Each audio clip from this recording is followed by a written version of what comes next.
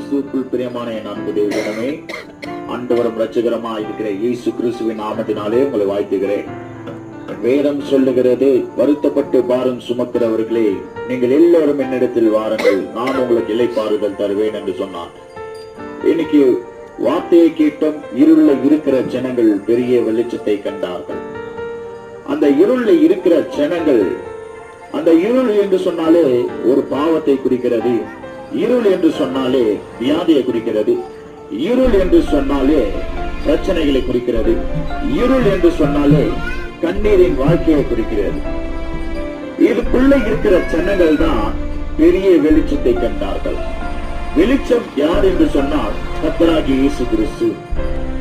இந்த இயேசு கிறிஸ்து எப்போது நீங்கள் ஏற்றுக்கொள்வீர்களோ, அவர் உங்களிடத்தில் வராரோ, அப்போ என்ன உண்டாகனா உங்க வாழ்க்கையில இருக்கிற இருள் வெளிச்சமாய் மாறும்.